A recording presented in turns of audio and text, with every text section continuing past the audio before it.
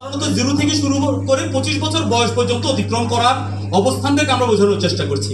0 থেকে 25 বছর বয়সে আমরা ম্যাক্সিমাম মানুষ একটা টাইম পাই, সেই টাইমটাকে আমরা বলছি প্রিপারেশন টাইম, প্রস্তুতির সময়। এবং এই সময় আমাদের জীবনের সকল চাওয়া পাওয়া, আমাদের যাবতীয় সকল ভরণ পোষণ, আমাদের যাবতীয় সকল দায়িত্ব কাদের ঘাড়ে? বাবা মার ঘাড়ে। তার মানে আমরা খুব প্যারামুক্ত একটা জীবন পাই, চিল লাইফ যেটাকে আমরা বলি, খুবই আনন্দের। যে জীবনটা এত মজার, এত চমৎকার, যারা এই জীবনটাকে অতিক্রম করে এসেছে তারাই বুঝতে পেরেছে যে আসলে কি হারিয়ে ফেলেছে। এখানে কে কে আছেন যাদের জীবন, যাদের বয়স 25 বছরের কম, 25-এর কম বয়স আছে কার কার? কারণ সব প্যারা কার ঘাড়ে? বাবা মার ঘাড়ে। যে কারণে প্যারামুক্ত একটা জীবন তারা পায়। এই জীবনটা জীবনের জন্য সবচেয়ে আনন্দঘন একটা জীবন। এরপরে শুরু হয় আসল খেলা, গাধার মতো। শুরু হয় কখন? 26 থেকে 55 পর্যন্ত। এটাকে আমরা বলছি আমাদের সেকেন্ড লাইফ, দ্বিতীয় জীবন। যে জীবনটাতে আমাদের ক্যারিয়ারের দিকে ফোকাস করতে হবে।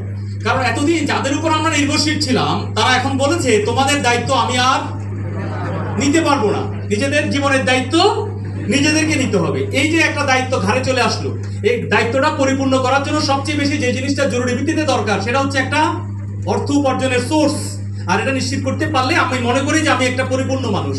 এখানেই শেষ না। এতদিন যাদের ঘাড়ে আমি বসে খেয়েছি তারা বলছে তাদের জীবনের দায়িত্ব আমাকে নিতে হবে, যেহেতু তারা আমাকে পালন পোষণ করে বড় করেছে, যেহেতু এখন তাদের জীবনের দায়িত্ব আমার ঘাড়ে। আগে কারোই জীবনের দায়িত্ব ছিল না।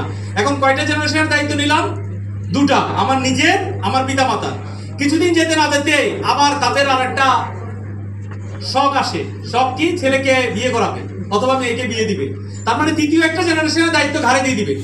এতদিন একটাও ছিল না, এখন কয়টা জেনারেশনের দায়িত্ব আসলো? 3টা। এখানেই শেষ না, বিয়ের পরে কি? হ্যাঁ, তার মানে চতুর্থ একটা জেনারেশনের দায়িত্ব ঘাড়ে আসলো। দেখেন, যেখানে আমরা একটা জেনারেশনের দায়িত্ব নিই নাই, সেখানে একসাথে 4টা জেনারেশনের দায়িত্ব নিতে হচ্ছে। নিজের, ওয়াইফের, আর ফ্যামিলি, বাচ্চা কাচ্চা এবং বাবা মা। এই 4টা জেনারেশনের দায়িত্ব যখন ঘাড়ে আসে তখন সবচেয়ে বেশি জরুরি ভিত্তিতে এই বয়সে আমাদের যেটা দরকার সেটা নাম হচ্ছে ইনকাম। কিভাবে আমরা টাকা ইনকাম করতে পারি, কিভাবে আমরা টাকা উপার্জন করতে পারি, কত বেশি করতে পারি। তখন হন্যে হয়ে আমাদের জীবনের সকল শখ, আহ্লাদ, স্বপ্ন সব বাদ দিয়ে শুধু ছুটছি কিসের পিছনে? টাকার পিছনে। কোন বয়সে? 26 থেকে 55। এই বয়সে কারা কারা আছেন যাদের বয়স 26 বছর মৃত্যু পর্যন্ত? এই বয়সটাকে আমরা বলছি আমাদের থার্ড লাইফ, তৃতীয় অধ্যায়।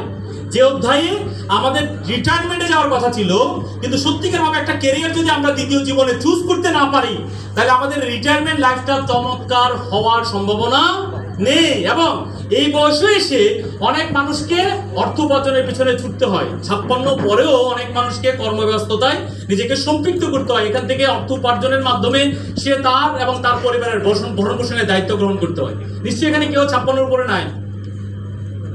হার্ড লাইফে আমরা এখানে কেউ নাই। সো এখন আপনাকে একটু যদি জিজ্ঞেস করি উত্তর দিবেন। এই যে যারা মোবাইল ফোনে ভিডিও নিয়ে ব্যস্ত আছেন, কি মাম? এটা যত বেশি ইউজ হবে তত এটা ইলাস্টিসিটির মতো বাড়তে থাকবে। এটা 5 পেন্টাবাইট বা 10 পেন্টাবাইট পর্যন্ত হতে পারে। তো সবচেয়ে বেশি ক্যাপাসিটি যেটা আপনার কাছে আছে, উপরওয়ালা অলরেডি আপনাকে দিয়েছে, সেটাকে ব্যবহার না করে এই ছোট্ট যন্ত্র ব্যবহার করার প্রয়োজন কি? এখনো ভিডিও হচ্ছে দেখেন।